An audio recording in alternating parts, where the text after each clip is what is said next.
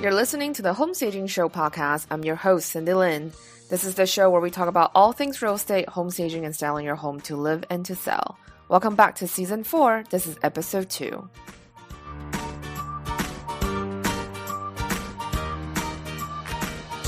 Our show is brought to you by our in-house product, EcoJo, the eco-friendly St. Joseph statue home selling kit. In real estate, there's a tradition to bury St. Joseph statues for good luck to sell your house. But because the existing products on the market were made with plastic, we made an eco-friendly version called EcoJo. He's all natural, won't harm the earth. For more information, visit www.ecojokits.com.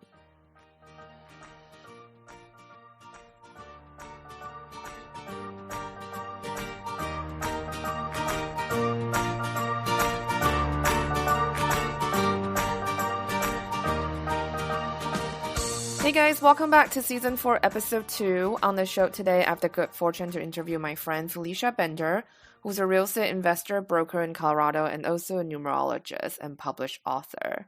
We met last fall in Palm Springs through the Astro Twins, Ophi and Tally. They're the astrologers who also write the horoscopes for Elle and Refinery29. So we were all on a women's astrology retreat last year together, just hanging out in Palm Springs. You'll hear us mentioning some of it on the later parts of the show. And anyway, Felicia is a very knowledgeable and experienced real estate investor. She's worked with foreclosures, she's worked with buyers and sellers, so she's a very well-rounded real estate professional. I also love how analytical and articulate she is. She really broke down the ideas into bite-sized chunks that are really easy to understand. I think you're going to get a lot out of our conversation today. So without further ado, let's start the show.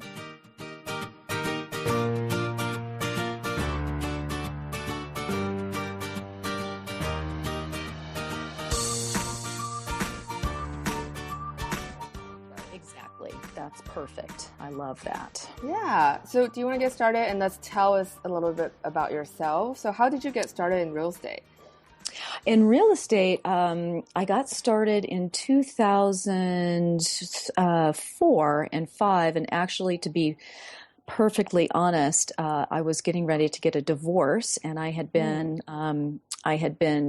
a housewife, so to speak, and I'd gotten a PhD, and I had been teaching a little bit and doing other things like that, and yet in my market I was kind of over educated for all the other things I was doing. So I really needed something, and I had always been interested in real estate, and I thought, well, I'll get my real estate license and just kind of go with that. So that's really what spurred me to get my license, and I started in the buy-sell realm, and yet now I work for myself, which I love, and I, in the years since I've gotten my license, have kind of gone through the buy-sell, don't really like that as much, working for others. So I started investing and learning all about that. And then it has extended into doing fix and flips with a business partner.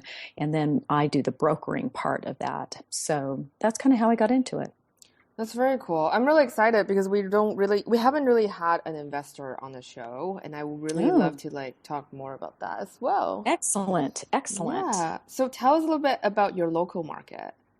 My local market, I am in Colorado and I am in Boulder. So I do a little bit, not very much in Denver. They're two very distinct markets. Boulder is very intriguing. I read a stat this year that it is Boulder, New York, and San Francisco have had the highest rate of increase in market value in the United States this year.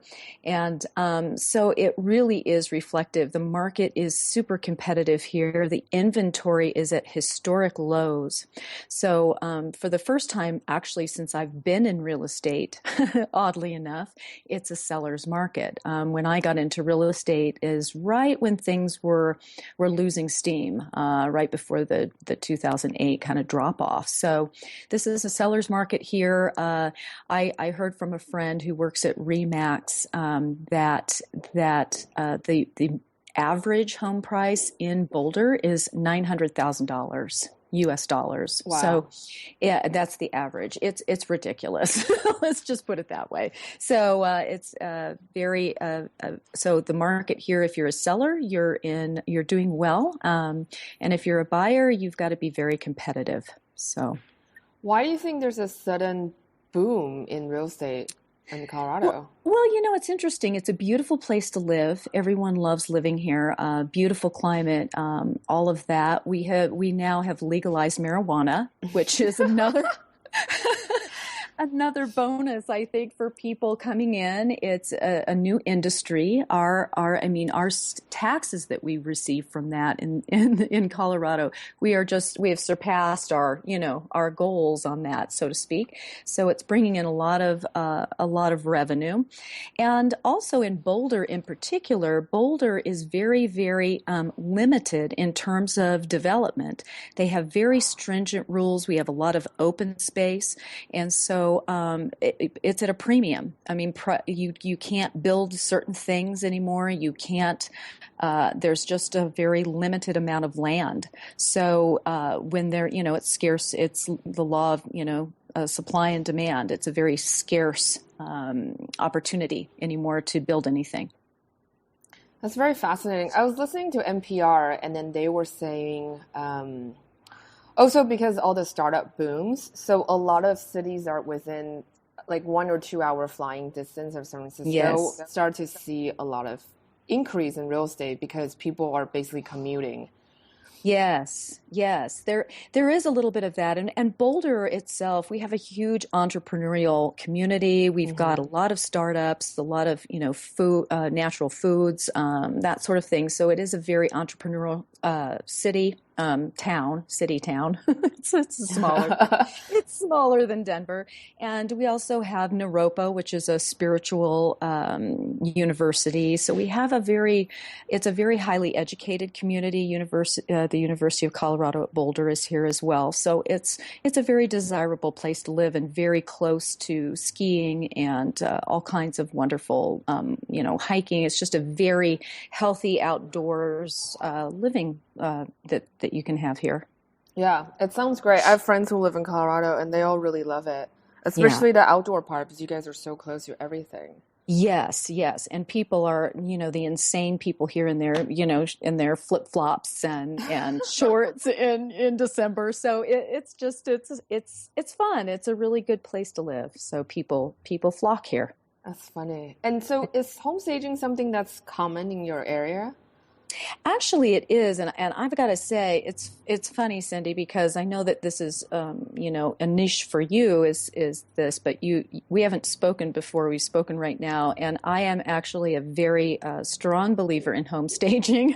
I use it. I'm actually waiting for my stager to finish on the most current fixer that I did just today. After I finish here, I'm going to be going over there and finishing up, and honestly, I think that it is. We've got higher level, homes, and I think that when you are showing those and want to get top dollar, I think staging is absolutely imperative. Because what I have found when I first started, because I'm a very visual person, and I know you are, Cindy, and yet I find that 98% of people are not. They are not visual. And a lot of, my clients, when I was just shocked early on that I could walk into an empty room and people couldn't even really envision where to put their couch, And so it really, really helps not only people visualize, it helps warm up the space. It helps just enrich, it's a very enriching feeling when you can walk in.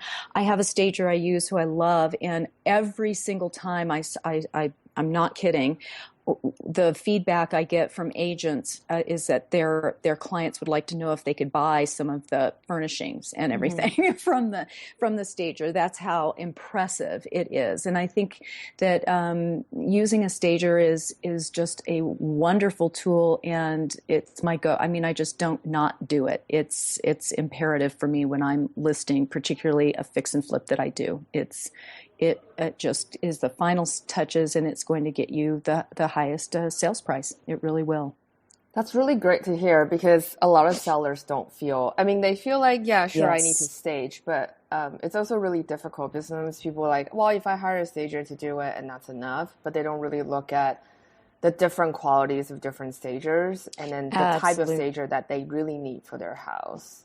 I agree. And, Cindy, I don't know what you find about the staging process. And yet, again, I get to work for myself, so I don't have to talk anyone into it other than me. And yet also I'm working with a vacant house. I've done the work and it's vacant. So I have my own canvas to work from. And so then you get the level that you also must deal with people who are inhabiting the house. And then it's a whole other emotional contingency there because you've got to say, hey, you need to take down all these personal pictures. It would help with the sale. You've got to clear out the clutter. You've got to do this. So it gets to be a very emotional thing for people who live there. And if they just don't see it because it's so close to them and it has such personal meaning to them. So I find that would be an extremely difficult thing as a stager would be to go in because it's almost as though you're 80% therapist and 20% stager, right? Because you have to really work with where people are emotionally in the selling process, and then not cross lines and hurt feelings in terms of what you need to get rid of and how you need to maybe resituate a room or even the furniture to make it, more stage worthy. And people get kind of uptight about that sometimes, so it's difficult. Yeah, it is hard because they do get emotional and it's such a Yes. big, I mean, it's something that people spend a lot of time in. Obviously, it's their home, it's very personal. So it Yes. makes it really difficult when people have to make that decision. And sometimes people Right. get offended. Because, everyone has very personal style, and sometimes those personal style can be difficult for buyers to envision themselves moving into the home. So those become Precisely. very tricky conversations to have. Yeah. Yes, they do. So if you get to do that, more power to you. Hats off, because it's very difficult. Even just being an agent and going in and giving people advice, about what should be done before the sale process can get very touchy. So, Yeah. So in your experience, is that usually where seller run into the block when it oh comes to the yes. selling process? Absolutely. I mean, I think that there are four major roadblocks that I find. I mean, number one for sellers, in the selling process, and the number one is what we just touched on, Cindy. It's emotions because it's, where did I read? I don't know, but I gather that selling a home or moving is up there with one of the most stressful Mm-hmm. situations that a person, the other is like the death of, Yeah. death of a And family member divorce. or Yeah. something, and divorce, those sorts of things. So what we really need to keep in mind if we're in this industry is that I always say that whoever I'm working with, I'm often, not always, but often not seeing them at their best, because they're very stressed. And even if I don't know them, to know the difference, I have to really cut people some slack and offer some room in the process. So the emotional aspect is really a roadblock in that selling process. And then number two, that kind of hooks into that is the inability to see it as a business transaction, not Mm. as an emotional transaction, because of course there are going to be emotions. And yet if you are unable to step back from that as a seller and understand that none of this, you cannot take anything personally in the feedback process, that you have to look at it as this is a product and you are getting it ready to sell. And that's very difficult when it's your home, when it's where you brought your family up, when it, all of those things. So that's a roadblock. And then number three, I think is that I see is an unrealistic view of the market value of the house, and really this keys into number four to me, which is that people are not educated enough about the actual process of buying and selling a house. What actually transpires during that point, the negotiation for the contract, and then all the dates and deadlines that go into that, and the inspection and the appraisal, all of the puzzle pieces that go into this transaction. I mean, I think a lot of people think that a real estate person, an agent or whomever, just puts a sign in the yard, right? and that's all they do. And it's really not true. So, I feel like a lot of people don't understand what a buyer or an inspector is going to see with this house and what correctives they need to take before they even put it on the market, to make their lives easier and to make the transaction go more smoothly. Yeah, that's such a good point. I love that you pointed out these 4 different points, because it is such an emotional process. And I think too, yeah, because a lot of times I think seller is not really aware of what we do as professionals. No. Especially I think with the real estate agent too. And also probably because the way media portrays real estate agent, people think that, like you said, it's like once you put the for sale sign on, you do open house and the house should sell. But there's so much actually go into it behind the scene. Like the way you market a property, the way you put the deal together, and the thing is, I don't understand. I think the seller doesn't really understand how fragile the deal can be and how easily it can fall apart and how quickly things can change overnight. Yes, so exactly. Those are all really big challenges when it comes to selling the listing. So yeah, I think those are, I mean, just well said. You just basically just put it all everything. Yeah, put it all out there. Yeah. So, so you have to be aware as the professional about how, you have to start reading people better, and understand what their communication style is and all of that. I mean, just as a simple example, what I have learned the hard way, which I've learned everything the hard way, right? I mean, we all have learned it all the hard way, which is I actually ask up front how a client wants to be communicated with. Do you prefer a phone call? Do you like email? Will you answer texts? Do you want me to check in with you once a week, even if there's nothing to talk about, but just to let you know what is? I mean, I get very, very, very specific about how a person wants this communication to go, because I find that is where things really go wonky. Because people have expectations for your communication and your performance that you don't understand they have. So I've learned that there's nothing, I attempt not to assume anything in terms of that process. And it's made my life much easier. And I think made my services much more desirable for people as well, because they can understand what's going on, right? And they have an agreement about what their expectation is across the board.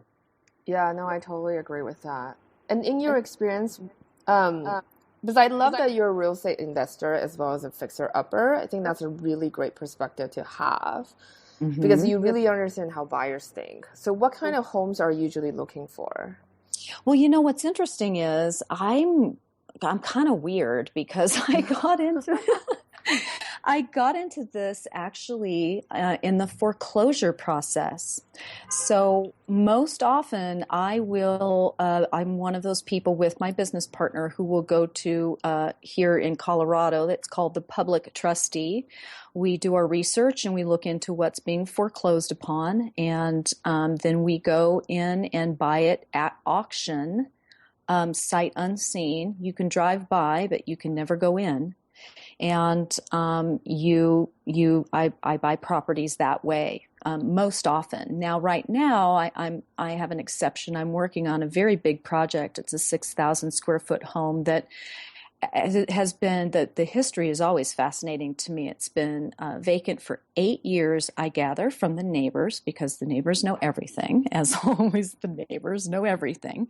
And it's in a very desirable neighborhood in Boulder, and yet it just went through these cracks. So 8 years of vacancy, 2 fix and flippers failed with this home. And so we actually purchased it in a short sale from the bank, which is very unusual. So it actually went through the regular circuit, through the title company and through a regular transaction with an agent. And yet that is more unusual than what we'll usually do, which is just buy something in cash and go in, fix it up, and turn it around. Most of the time we'll sell those, just sell them outright.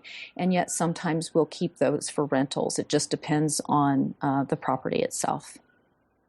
That's very cool. Wow, that's actually very brave too. So you bought houses sight unseen. Yes. Oh my God. And it's interesting, Cindy.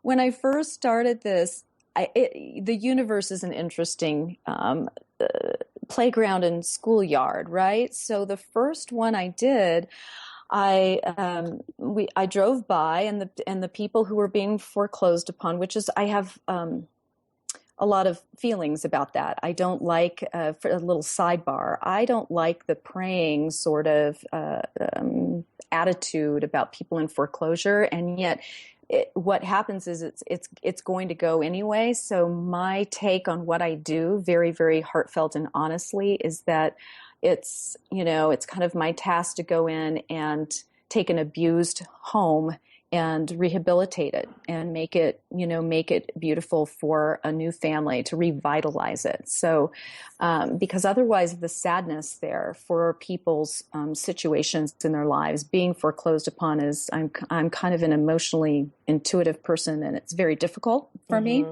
And yet I have really, really gotten a lot out of being able to rehabilitate homes that have been very, very sad for very long. So, and yet, to get back to what we were talking about at the beginning, the first home that I did in this capacity, I thought the people were moving out, everything else. The short story is that they were not very well, either physically or mentally or emotionally. And so this transaction, or this project, ended up being, and I don't know if you've watched these shows, again, they're American shows, but it was a whole. It could have been a combination of Hoarders, Fix and Flop, and American Pickers. It was, we walked into that house and it was piled. The man was a clock repairman. There were cuckoo clocks everywhere. The basement was full up to the ceiling almost with clocks. They were smokers. The walls had nicotine on them so thick that it was brown on the white paint. They had dog hair. It was the most phenomenally excruciating home that I had ever had to deal with. We gutted it and everything, but we actually took our crew and moved these people to a new place because they were so distraught. They were there when we showed up to start our project.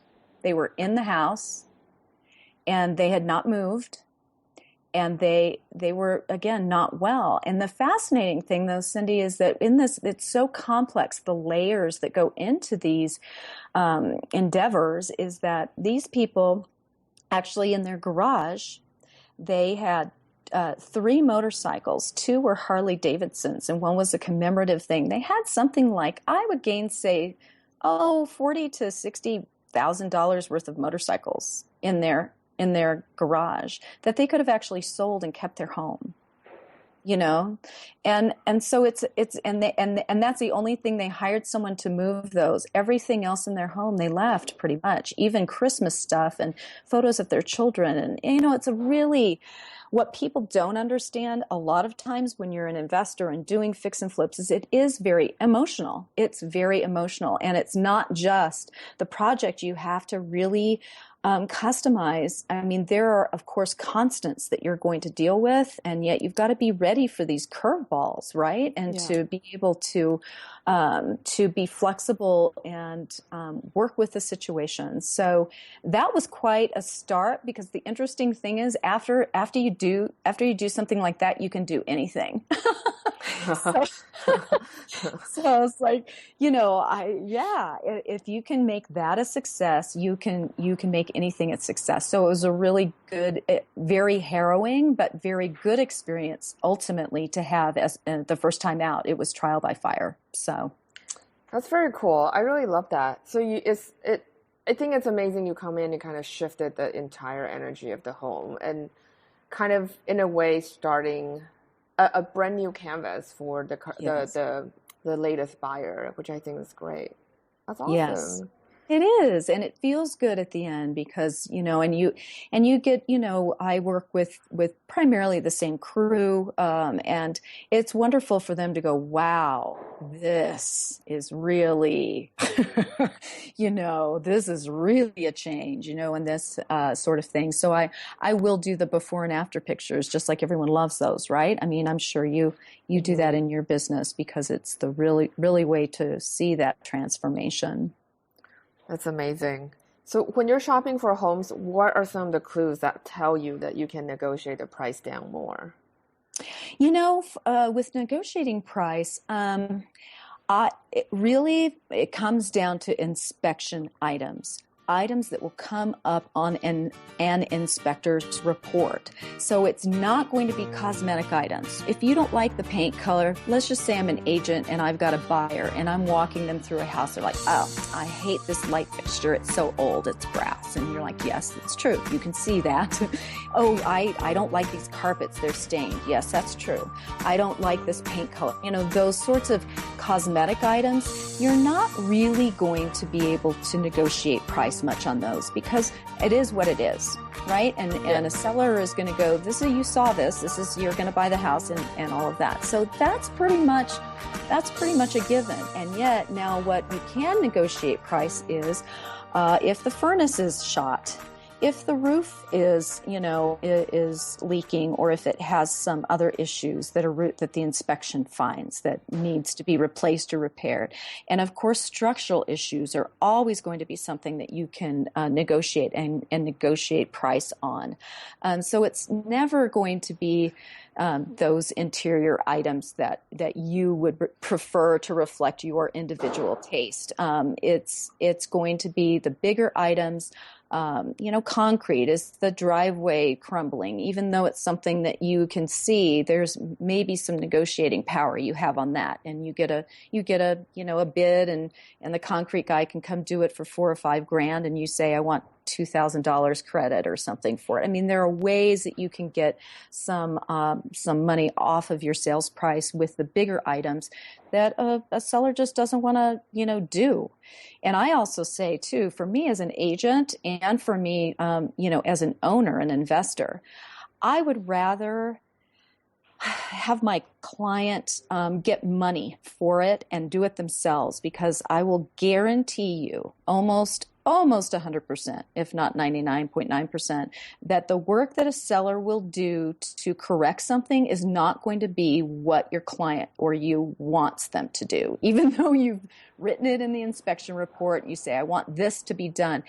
There's communication issues. Their idea of doing something well is not the same as yours doing something well. So if you can just get the money out of it and not ask for items to actually be done, because I find that's where people get bad feelings. I've had people had to close their transaction in separate rooms because they've gotten so heated with each other about the emotional back and forth, So the fewer back and forth you can have in a transaction, the more successful it's going to be. The more you start going back and forth and volleying about the little things, that's when people start getting fed up, right? They start getting they just kind of, and then they'll do stupid things, right? Or not stupid, but they'll do emotional Irrational, emotional, thank irrational you. things.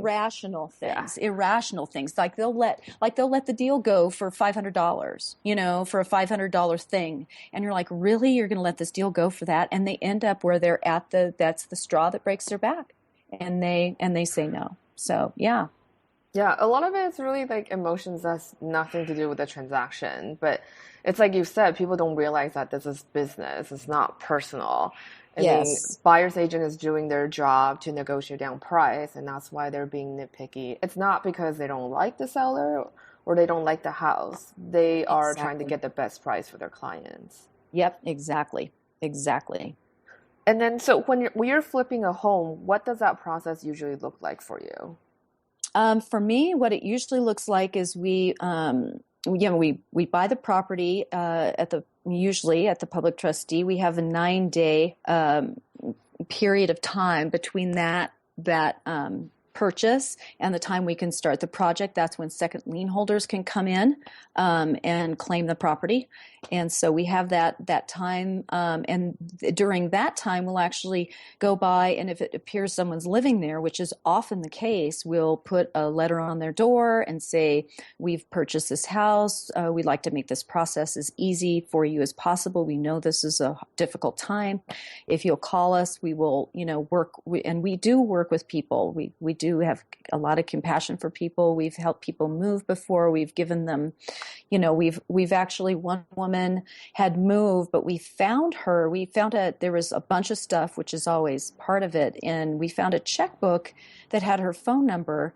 And the way that the public trustee sale works, I don't know if it's across the board, but in Colorado, the way it works is the opening bid is what the bank is owed.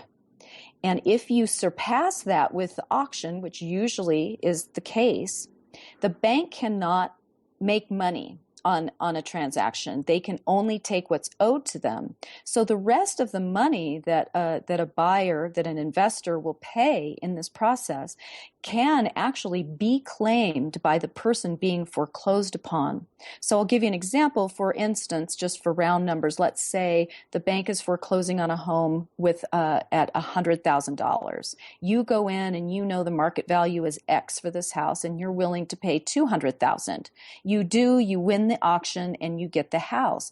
That $100,000 delta, or the profit that is made, has to go somewhere. It cannot go to the bank, and it can be claimed by the former owner of that house. Now they'll be taxed on it. There's all kinds of different issues with that. So that's a whole other, that's a whole other podcast. But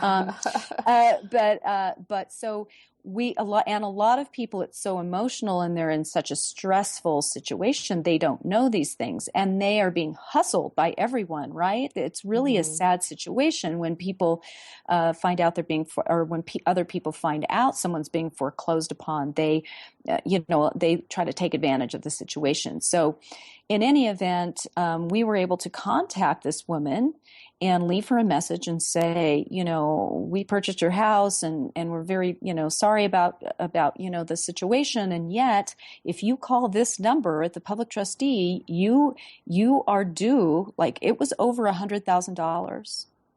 And she actually did it and called us back and thanked us for that, because she was like, she had no idea, and she had health problems. It was all, so there are, aspects to that you can work with people, to the benefit of everyone.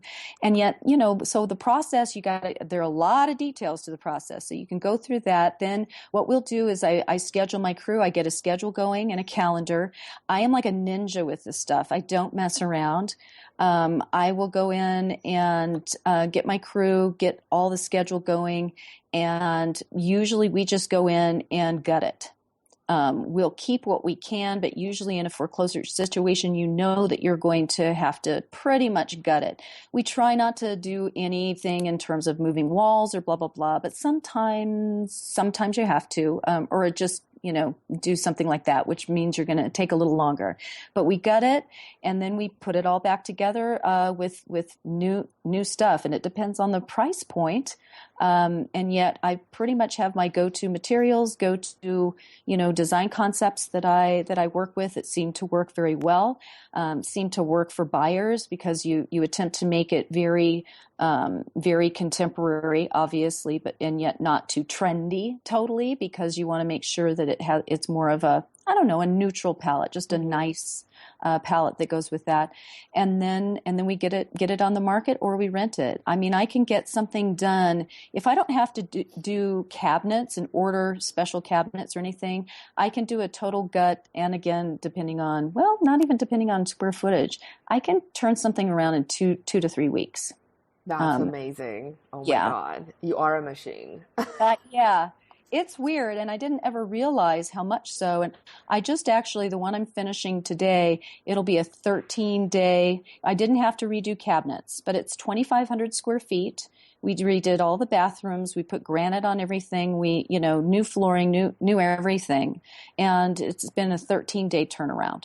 That's amazing. So, if you will have to do cabinets, does that extend it by a week? It does. Well, because what happens is you have to do the measuring, you have to order the cabinets, you've got to get the cabinets in and install them before you can have hard countertops measured, right? So if you're doing granite or quartz or anything, then you have to get the measuring, and then it takes a minimum of a week between the time the granite people come in and measure and the time they can do the fabrication and then get it installed. So you're just adding a little time, a little wait time, a little lead time on that you wouldn't have to have otherwise if you don't have the cabinets. That's still really amazing. I think 2 to 3 weeks, that's a really good timeline. Yes. Yeah. It's and again, because it's not, I just, once you're doing it, you might as well get it done, because I find that once you lose momentum, it's hard to pick it up again. Right. It's like anything else. You take a little break and then you're like, I don't want to do and the devil is in the details, right? I mean, one of the things I was doing yesterday is when you put a backsplash on, right, in the kitchen, you're adding a fourth of an inch of, and then you can't put the outlets back with the same screws because the covers are fine but the outlet themselves have to be re-screwed, and you don't have a screw. It needs to have a quarter of an inch more on the end, and to go find screws somewhere that meet that criteria. It's just those details that will ultimately make you have gray hair or something. But but it's those things that people don't realize. I don't like to micromanage per se, and yet I can't hire someone to go do that and make it cost effective. It's something I have to do. I can do a lot. I've got power tools. I put on, door hardware. I am the mistress of the measuring for the cabinet pulls and all of that. I take care of that because it's very hard to supervise. And so there are certain things that I do hands-on. And my business partner has been a builder for years, so he does some things hands-on as well, just to make the process go as quickly as we can. I think that's amazing. You're totally right. Devil is in the details. Those little details make a huge difference. People don't realize that. It sounds very trivial. It's just a little outlet, right? But it shows. It shows as a craftsmanship, like how much attention you're paying to the property. And those little things really do count when it comes to the buyers making that decision. Absolutely. And it helps for me. I mean, just in terms of my ethic around my business is that, integrity is first and foremost for us. And we put out a good product. I mean, we'll do certain things that will maybe even not make us the money at the end to make sure that we are, giving the best product that we can out to the customer. I don't like to do a lot of skimping. And in terms of, you know what I mean? It's just go, because I think fix and flip people sometimes, and I understand why, get a bad rap, right? For just going in and doing slap and dash, and some do, just like any industry. You're going to have great professors and bad professors. You're going to have good doctors and bad doctors. You're going to have, the lawyers and everyone. There are good and bad with everything. And yet to be in this industry, the integrity part is a big thing for me, to be able to be proud of what we've done. Yeah, I totally agree. Especially houses, it's so personal, because once you live in it, you're going to feel how easy or how hard it is to live in there. Because we all seen houses that the floor plan doesn't make sense at all, right? It's because the Right. builders will try to cheat square footage or try to cut down costs. I mean, it has these profound impacts on the people who live there. So I think it's really awesome what you're doing. I mean, even that little outlet, it's going to make a difference in someone's life. Oh, yeah, absolutely. That's very cool. And I'm curious, so what does your design scheme usually look like? Right now, and again, it depends on the price point. I mean, right now we're working on a house that'll probably sell for close to $2 million. Mm. That's going to be a totally different ball game. Usually, what I do is go in with the lower price point. So I just want to make sure, for me, the biggest thing business wise is that I know what my ROI is going to be. I know what my budget is. I know that if I do X amount of square feet with this laminate wood flooring, it's going to be this. So I know that, I know how much tile I'm going to use and what my approximate cost per square foot is that, and I will, I just have a really, really good idea of my price points and my cost. And so, and I have a good fund for miscellaneous built in, right? You've got to Yeah, you have to build build in in that. Yeah. to your budget. So that's kind of how we end up doing what we do is because what was your question? I'm like thinking, well, what was I answering? I was What just answering a question and now I don't know what it was. Tell me. I asked like what was your design scheme, Oh, the but design I scheme. That's love you it. also talk about budget because that was my next question. Oh, sorry. Well, because the budget and the design scheme, that's where I was going. I'm sorry. I They go hand in apologize. hand because, your budget really determine on what kind of material you can get. Exactly. So that's where I was going is that I have certain go-tos in a certain price point. So I know that this certain tile, so I will choose a certain kind of granite that I know I like. I know that it looks great. I know I've gotten good feedback from it before. So there are times when I will use similar design choices, and it's something that is, of course, influenced by trends, by what's going on in terms of, again, color scheme, tile design. Right now, I've been doing some more linear rather than horizontal things in showers and bath surrounds, where the tile goes up and down rather than side to side. I've been doing more of the 12 by 24 tiles on the floor rather than 12 by 12s or 18 by 18 squares. So it's looking at what people are liking right now and not being super, super trendy and yet going with that to make it very contemporary feeling and very fresh. That's great. I actually love that you're not doing super, super trendy because the issue is that when people do really trendy interiors, once that trend is done, your house is instantly outdated. Yeah, and don't we all go through a house and go, "Oh, this is so I 1972." know. I mean, the orange shag carpet and the brass fixture. I mean, and we can't avoid it. We can't avoid it because I mean, isn't it interesting, Cindy? Because we have products that are available to us, right? Yeah, During a certain time, and those are the products that we can get. And so you are, in some ways, restricted by availability and what the trends are. And yet you can work with that, I think, with a little less of the bold trendy, unless you're working for a customer who wants that. exactly.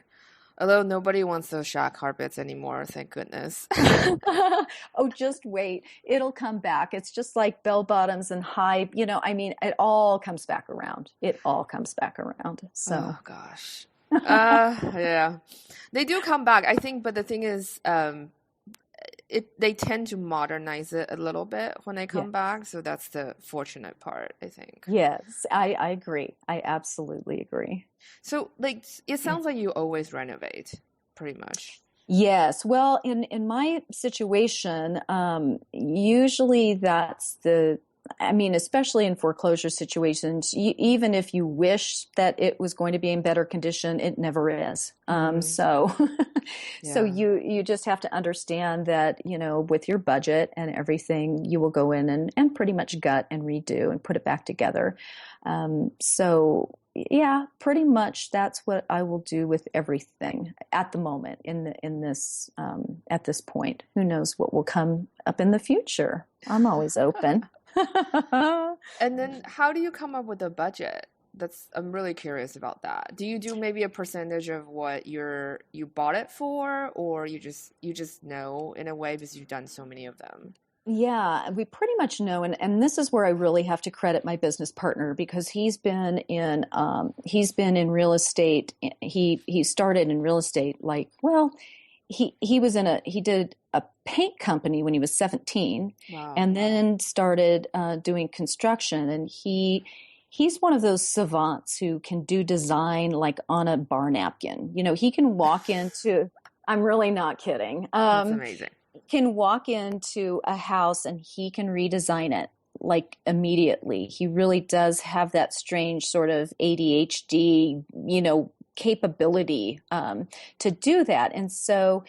And he's been in this business for so long, and right now he's doing some new homes. He's done a variety of things. And so his knowledge about cost and price point for not only labor and installation, but for product itself is pretty good. It's pretty solid.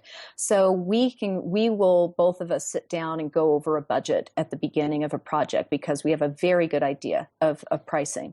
And so we just make sure that we're going to stay in that realm. And kind of our rule is, and I don't know if this is going to make sense, but it's, say, if we put 25 grand into something, we want to get those dollars out of it at the end. So let's say we buy something for 100,000, we put 25 into it. We want to be able to we want to sell it for at least 250,000. I see. Okay. Does that make sense? Yeah. So that's our kind of rule that we want to be able to extract every dollar that we've put into it. Out of at the end of the day. Now, if we can surpass that, that's wonderful. And yet our bottom line is, if we can't do that, then it's not a project for us. Yeah, no, that makes a lot of sense because you don't want to do all this work and not make any profit on it. Well, and it's very risky, and like Cindy, it's you don't do staging and all of the things you do as an expensive hobby, right? We all need to be paid for what we put our expertise into. Yeah, that's really cool. Yeah, a budget is always kind of it's. I think tricky. It's tricky. Yeah, it's tricky. And I think for homeowners who are not used to it, it's really difficult for them to draw the line. And so I see sometimes when I recommend updates and the homeowner might want to go overboard, like into the remodeling realm, and I always want to like pull them back. Because I think when you're doing remodeling, if you're not an investor, you don't know what you're doing. Remodeling is a very dangerous game because you can lose a lot of money really quickly.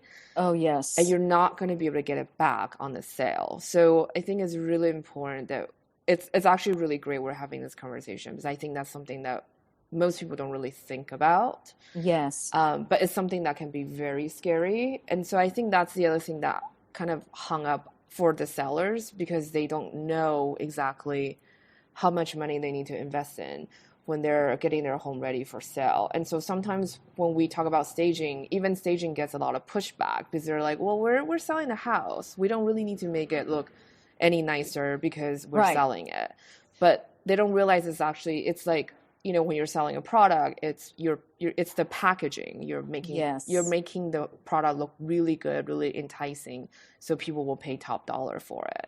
Exactly. It's exactly true. And, one of my pet peeves is when people will live in their family home for like 30 years and then they go in and they're like, well, we've always wanted to have, to build a garage on there. And so we're going to do it now so we can sell it.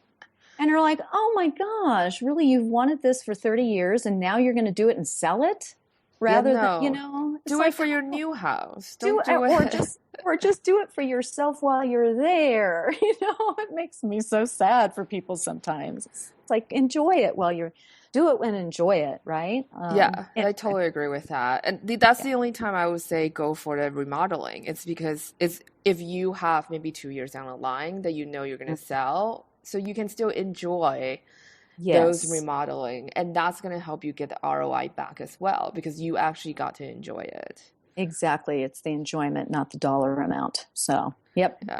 in that particular instance, not if you're getting ready to sell it next week, right? You just Yeah. get a new coat of paint and then we're all good. And Exactly. yeah, yeah. Paint is And the magical. other thing that I know this is kind of a no duh, but animal stains and smells, cigarette smoke, other sorts of odors are a real issue also Hmm. for homes and for homeowners to not be offended by when you say, I can smell your cat box from the street. So, nothing against cats, but or dogs or anything. It's one of those mistakes that sellers make, thinking that they're used to that. They're used to odors. I mean, I had dogs in my one of my former lives, and I love them, but there's dog hair everywhere. I realize that if someone's not a dog person, they're not going to like that very much. Yeah, no, I totally agree. That's the thing. It's just that because you live with it every day, it's really hard for you to separate what's okay and what's not okay anymore. And because Hmm. it's your dog, and like I love my dog. I love that. I I don't mind if she's stinky. I kind of like that stinky dog smell on her. Yeah, But the thing yeah. is, other people don't like that. Like I don't mind my dog like slobber all over me. But the thing is, like, if it's someone else's dog, I would be like, Yeah, you're like, get your no. dog off of my lap, I please. know, I Yeah, don't know you that well. So, exactly. yeah, it's the same thing. And it's funny because we talk about selling is really emotional. Buying is very emotional too. I think that's one of the things that sellers don't really realize as well. It is emotional for both sides. Exactly. Absolutely. I couldn't agree more. Couldn't agree more. Yeah. And so what are some of the current real estate trends that you're seeing right now on the market? Well, for me, I think the biggest one is a little bit of reduction in square footage, a little bit. No, but I think the biggest one is technology. Mm, Is having docking stations. I mean, we don't have, if you're building something new or remodeling, you don't need a phone, a landline thing usually. And so it's docking stations, it's security systems that you can do by your phone. It's the temperature that you can modulate, more sound systems, that sort of thing. I'm seeing theater rooms and stuff kind of go away in terms of trends. yeah. Yeah. So, and I mean, in terms of tiles and finishes and everything, it's an interesting thing. It just depends again if what realm you're in, if you're in higher end or in the more basic market. But it's solid,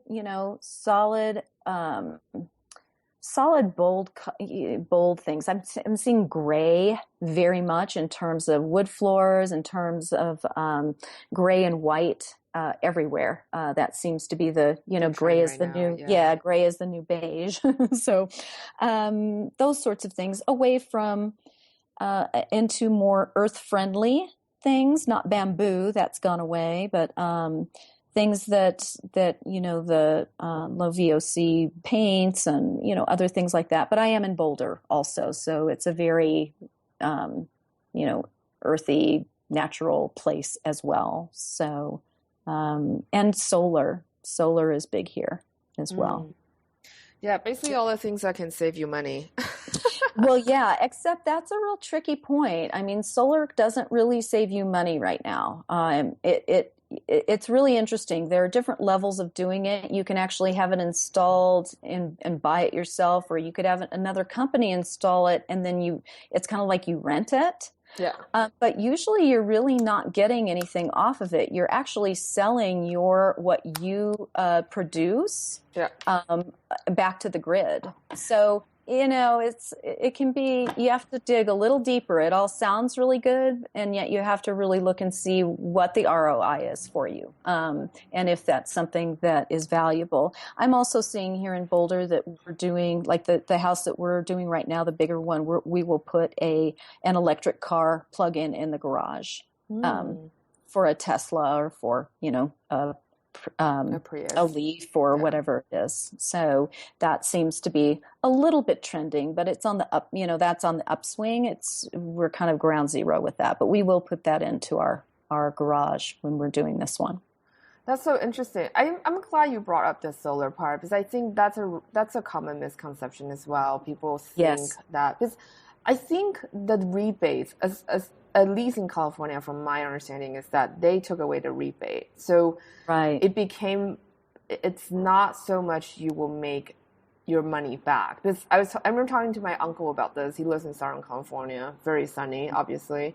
Mm-hmm. His wife is a real estate agent, but he was just saying that because both of their children are now in college, so in a way it's only him and his wife now.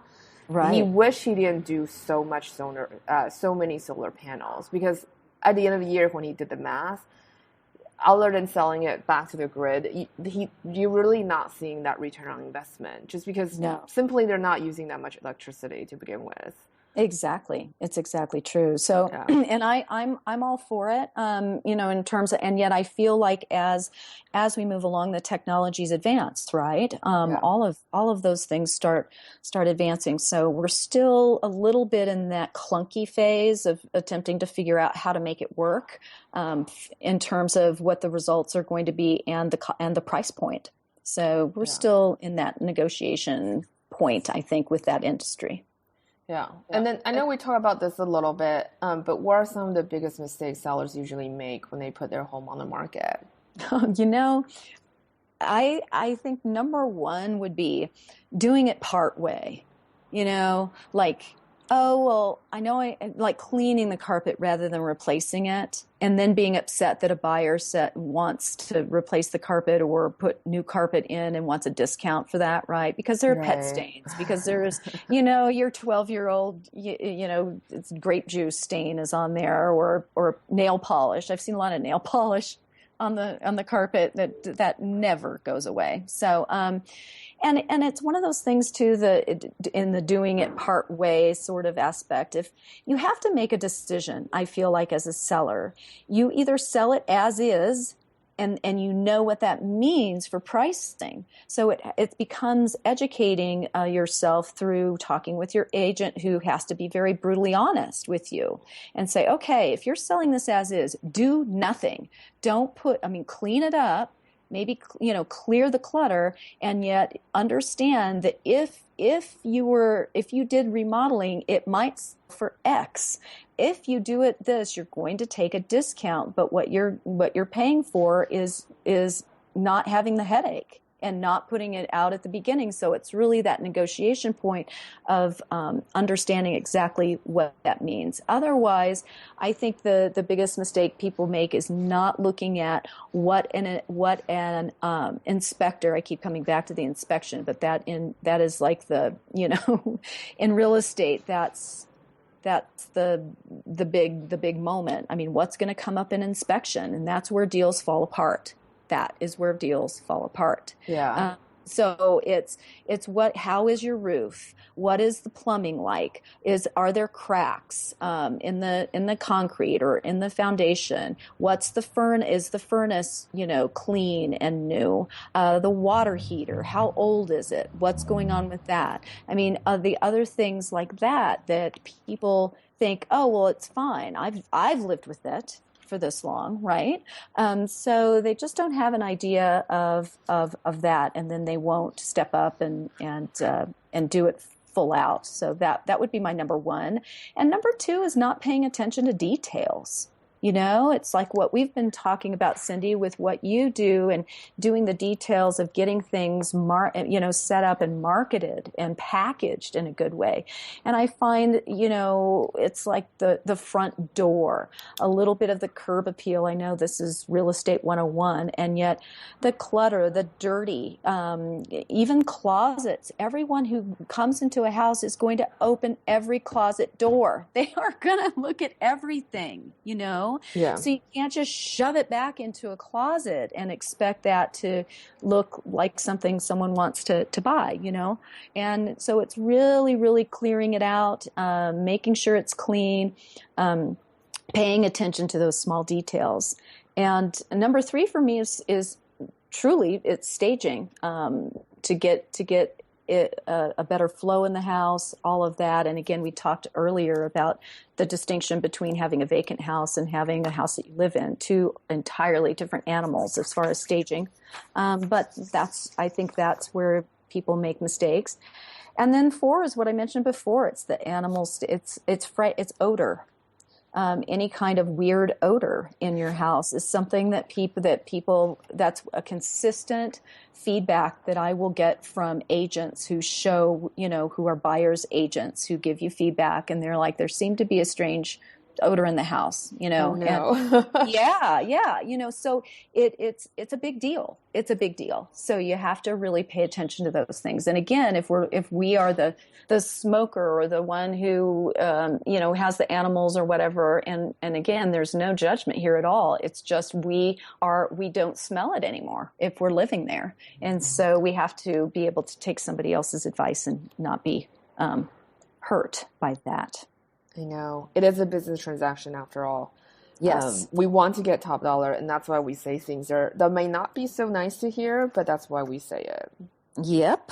Yeah. Tough love. And then I actually didn't know that in addition to real estate, you also practice numerology.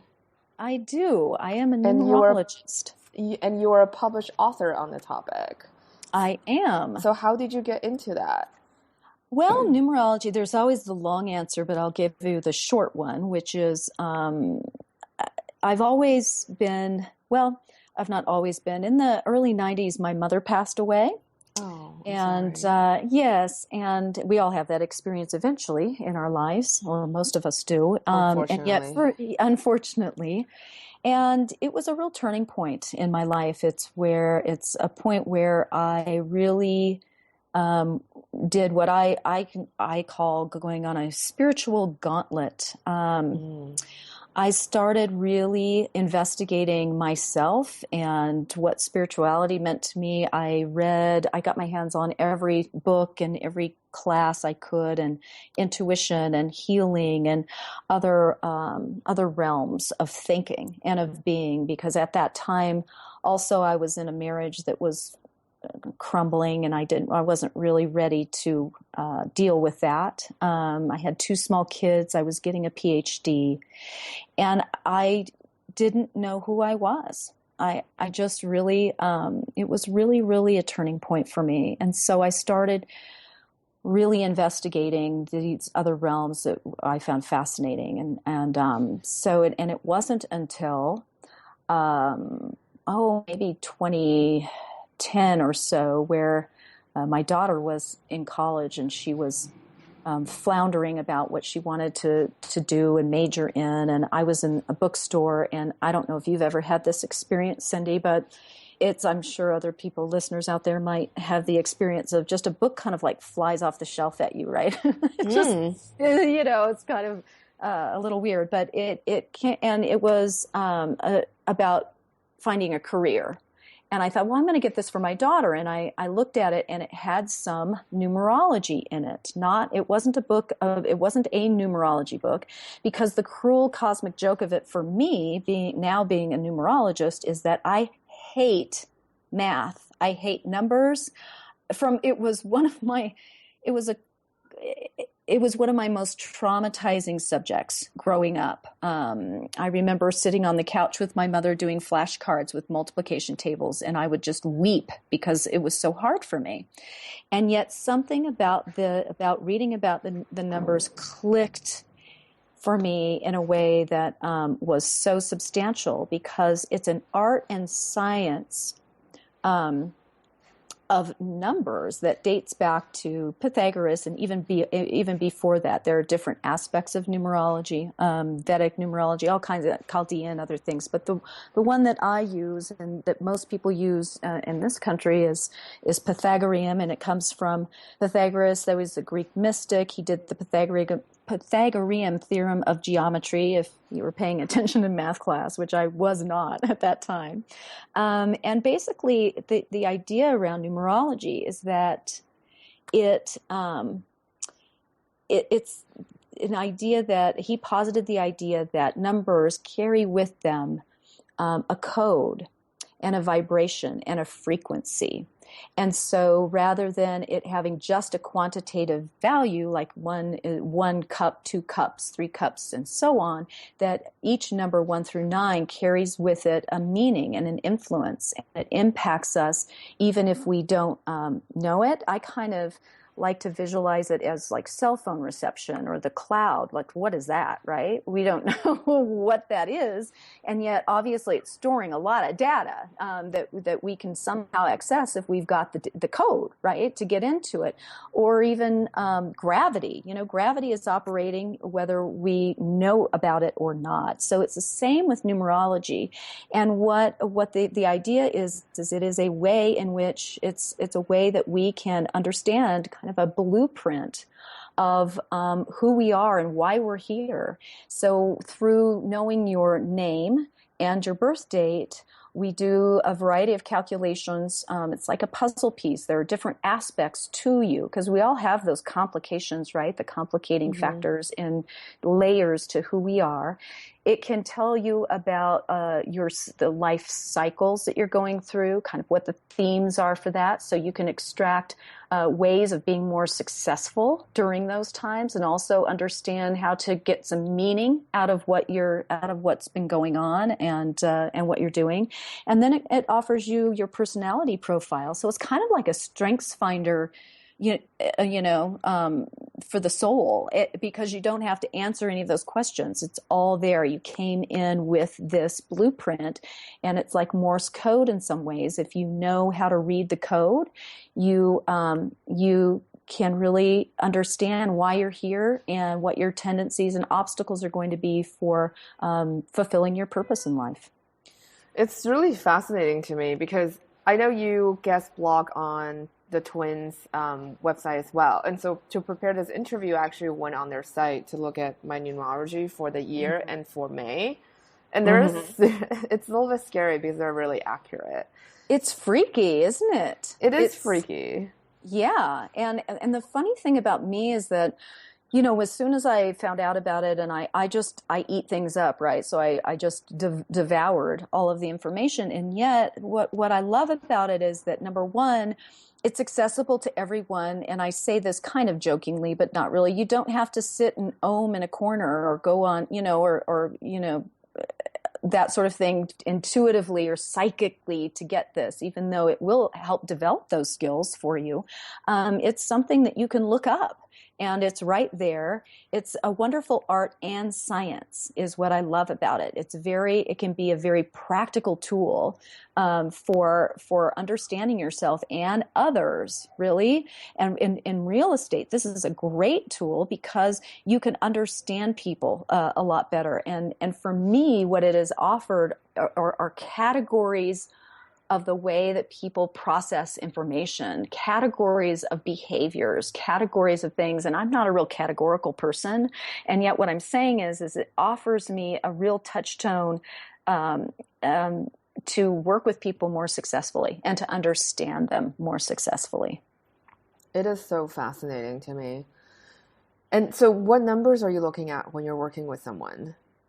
It's interesting because if someone will share with me their birth date, I can do a very, very brief analysis. It would show. So if you enjoy astrology, which I know you do, but others out there, knowing your life path number in numerology is very similar to knowing your sun sign in astrology. So the life path number comes from your birth date. And so it never changes. So other elements in your chart, in your numerology chart, will change given your name. So there are certain things that we calculate from your name, and yet the things we calculate with your birth date, those don't change. So the life path is consistent all your life, and you can be a 1 through a 9, or you could be a master number. Those are double digits, the 11, 22, or 33. And so just having that idea, when I can find out someone's birth date and understand their basic life path number, I know the way they process information. I know the way that I can communicate with them better. I know maybe some ways in which they will freak out, and I can circumvent that. It's just a really good way for me to deal with them in a way that's going to be successful all around, rather than just blazing through and thinking that everyone processes information the same way, because we don't. And yet it's a great way for me to have a good handle around how they might be more successfully communicated with. And so that's a basic thing. And then when I know that about them, when I know their birth date, I can also know what personal year they're in, because in numerology, we feel we go through 9-year cycles in our lives. And if we know the theme to the year, if I know the theme to the year that I can extract from knowing their birth date, I can understand kind of what vibe they're going through. So, for instance, like if I were doing a buy-sell with someone who was in, let's say, a 4 personal year, I would know that this is a great year for them to be buying a house.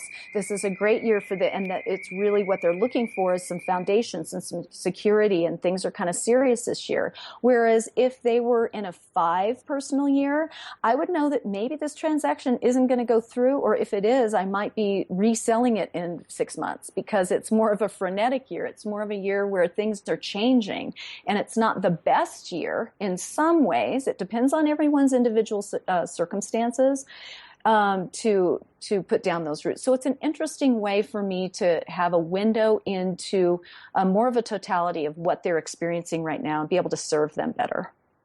That's so fascinating.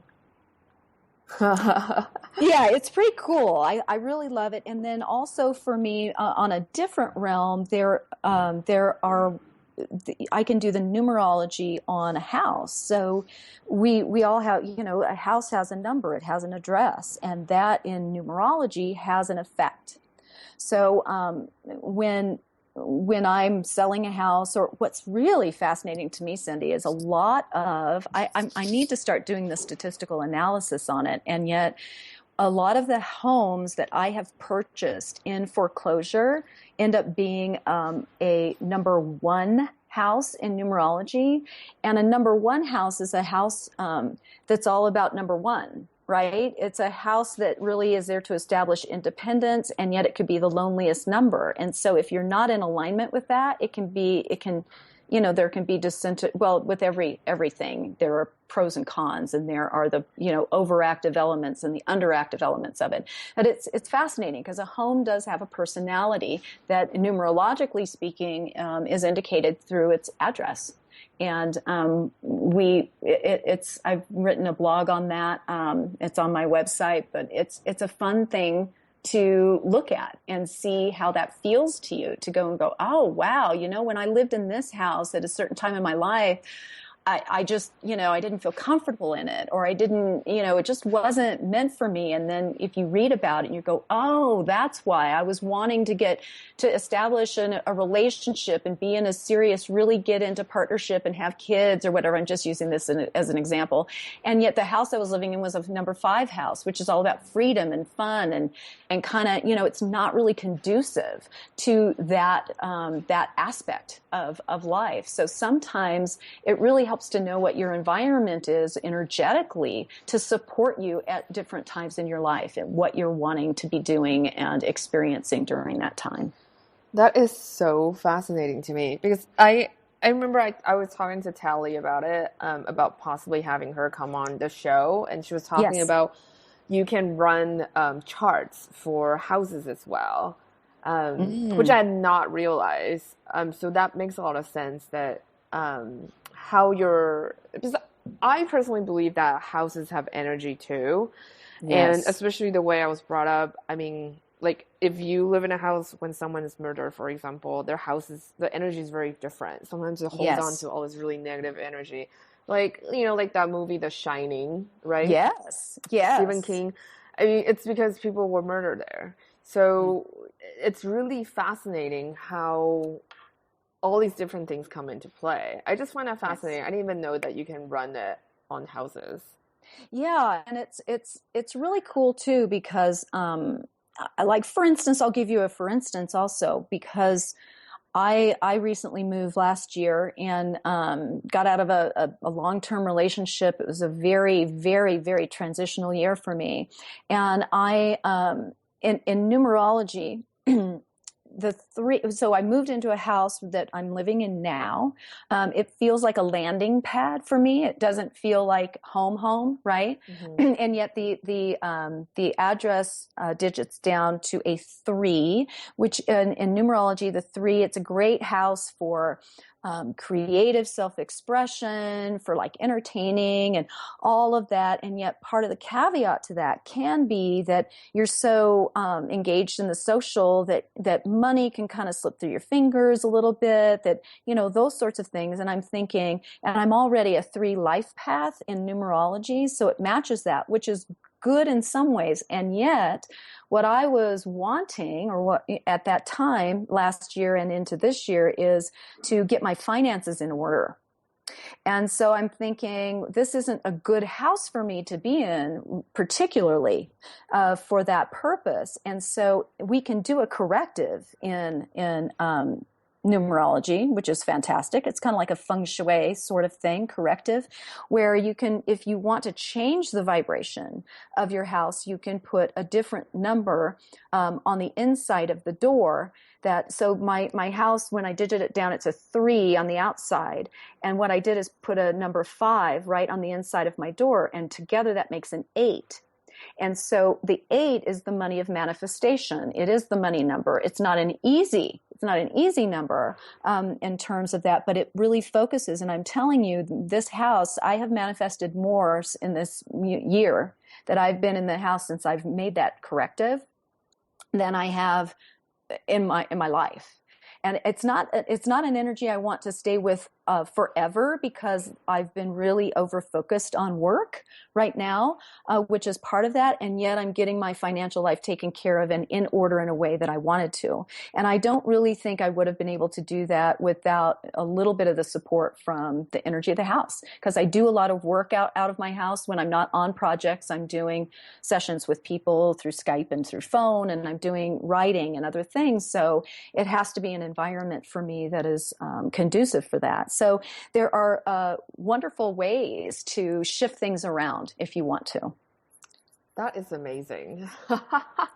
Yeah, it's pretty neat. I had a client one time, and she had her own business, and she's like, I've been super successful until this year, and sales have dropped off, and I don't know what's going on. And I won't go into the whole. There are a lot of different aspects with her personal year and everything, and yet we talked about changing the vibe of her house, and she literally emailed me 2 days later and said, as soon as I put the number on, I got 3 sales through her online thing. It was pretty, and I was like, wow, that's pretty fast. I mean, I'm always amazed. It's interesting because while I do this and I'm an expert in it and I do this a lot, I'm still fascinated by it, and it's really never me. I'm just a conduit, right? I'm a translator in many ways of what the numbers do and what they mean. So I'm always really just as amazed as everybody else.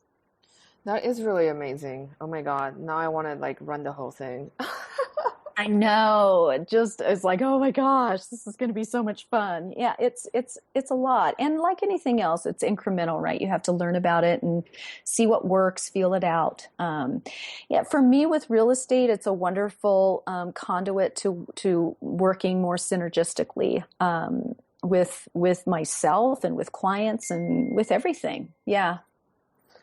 That is really wonderful. I think that you have such a great and calming energy, and I also love that.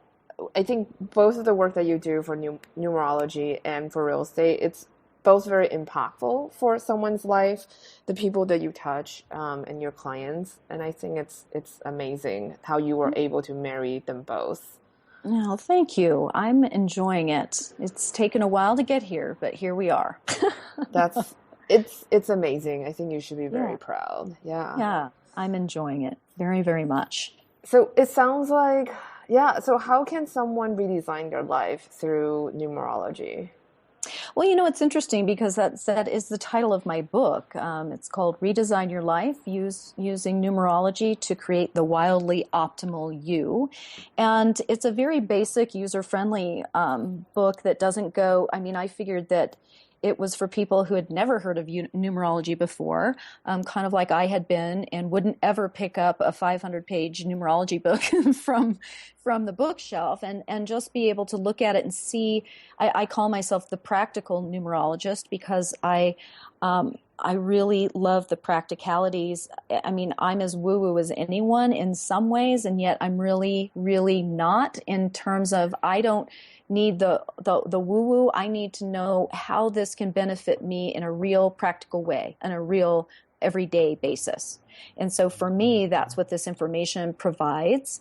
And through the book, you can find out about your life path number, about the personal year cycles, and then something that I call life stages, which is another name in numerology for pinnacles. So talking about your cycles. But overall, I think if there's one tip that I've learned in all my years at this point, is that we need to be kind to ourselves, and to stay curious.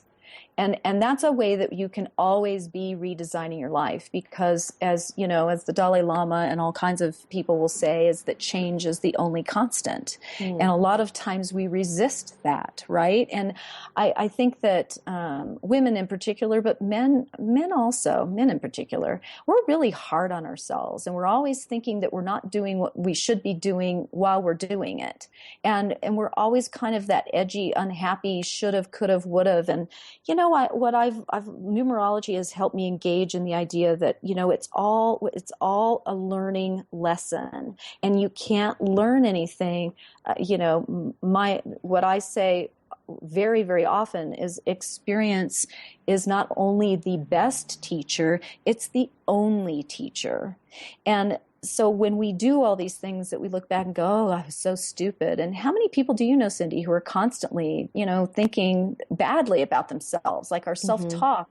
We would never even talk to anybody else the way we talk to ourselves in our heads. And so, to be kind and forgiving to ourselves, and to really stay curious and open and flexible, and that is how we keep redesigning our lives over and over. And when we kind of when we really focus on our personal and spiritual evolution in whatever way that looks and feels for us. It's kind of like Maya Angelou. I love her quote. She said, at one point, she said, "When you know better, you do better." And I think those are good words to live by if we can live by them, right? And that when we do know better, then we have to take action.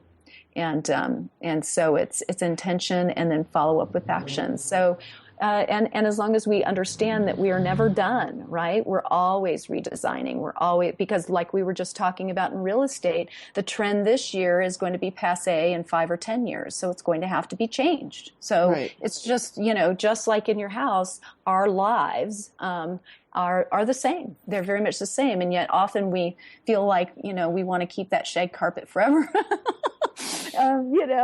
And as a metaphor for our lives, I'm thinking this one thing and this is what I am and that's it. And that's just not the way it works. And as soon as we can really open up to that, I think our redesign process is limitless, really is. That's amazing. Thank you so much for being on the show today. I just have one last question for you. What is the one tip you can give to our listeners who are about to put their home on the market? Gosh, that's a good question. One tip people are going to put their home on the market. Educate yourself and step back from the emotions. Educate yourself about the process, step back from the emotions, and really decide what you want with the business transaction. That's amazing. That's kind of three tips in one, but that's one round tip. So like circle, one bowl. It's a bowl of tip right in there. So thank you, Cindy. It's an excellent tip. Thank you so much for being on the show today. You were amazing.